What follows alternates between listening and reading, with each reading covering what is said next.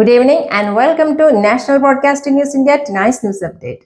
Here are the top stories. Palestinians bear hunger and violence in Gaza. Humanitarian aid airdropped over Gaza sparked chaos as residents scrambled for food. Gunshots were reported. The U.S. State Department hopes for a ceasefire and a humanitarian corridor, though Israel's war cabinet is reportedly discussing a full occupation of Gaza. Day 1, 259 of the Russia-Ukraine war, Kharkiv strikes. Russian forces attacked 6 settlements in Ukraine's Kharkiv region. 3 civilians were killed and 10 injured in Lyman and Vovchansk, and at a railway station in Lozova, a mechanic died and others were injured. U.S. envoy Witkoff in Moscow ahead of ceasefire talks. Special envoy Steve Witkoff flew to Moscow for meetings with Russian leaders on August 6 as a ceasefire deadline looms amid intensified diplomacy around the Ukraine conflict. Russia officially exits INF Treaty. Moscow ended its voluntary observance of the INF Treaty it had already walked away from earlier, citing heightened Western security threats and moving to deploy intermediate-range missiles. Iran carries out execution of 2 convicted spies. On August 6, Iran executed 2 individuals convicted separately of spying of Israel and plotting attacks on behalf of ISIS following recent reshuffles in its National Security Council. World Games begin in Chengdu, China. The 2025 World Games officially opened on August 7, but preliminary competition started on August 6, the first time China hosts the multi-sports event featuring disciplines not part of the Olympics. Commemoration of Hiroshima Day 80th anniversary. August 6 marks the 80th anniversary of the atomic bombing of Hiroshima. Peace vigils, marches, and remembrance events worldwide underscore calls for nuclear disarmament.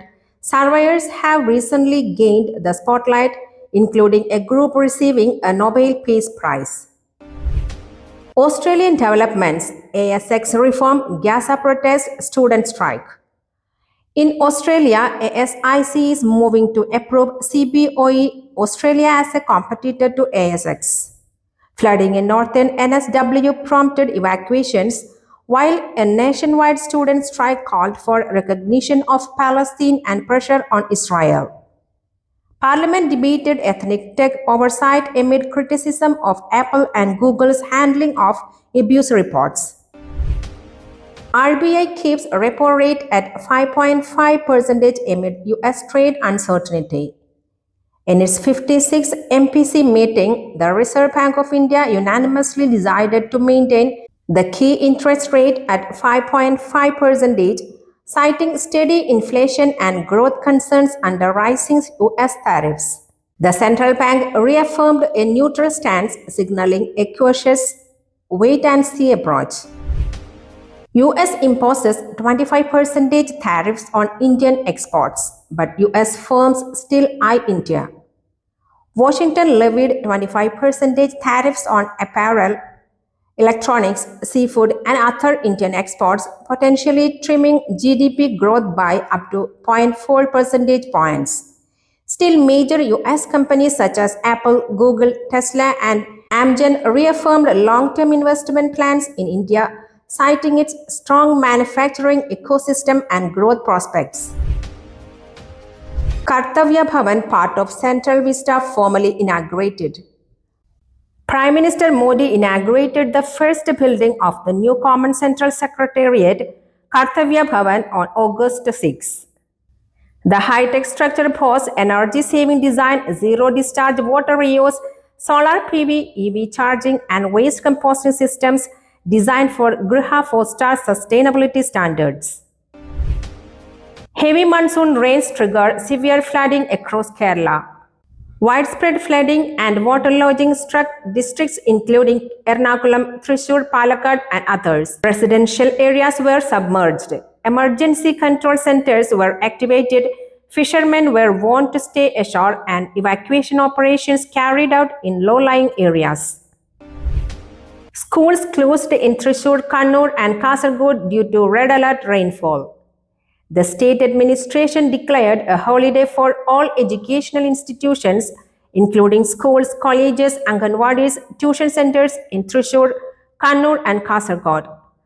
IMD issued red alerts for the 3 districts and orange and yellow alerts for others. Exams and interviews continued as scheduled. Reimagine Kerala 2025 event launches ICC Kerala Council in Kochi. Kochi hosted the launch of Indian Chamber of Commerce Kerala Council as part of the Reimagine Kerala 2025 conclave. 20 speakers shared visionary proposals to guide the state's future economy and industry landscape. Kerala lottery results. Dhanalakshmi DL12 bumper draw announced. The Kerala State Lottery concluded its Dhanalakshmi DL12 bumper draw with a ₹1 crore top prize. Winners can check results via official sites and the Kerala Lottery app. Claims must be filed within 30 days along with valid documentation. The next draw is scheduled for August 13, 2025. Sachin Tendulkar addresses the Manchester handshake controversy. After India's 2-4-2 test draw against England, Tendulkar questioned the unsportsmanlike nature of England preserving their bowlers' freshness via handshake refusal. Why should England's bowlers be kept fresh? His comments have sparked debate over the true spirit of the game.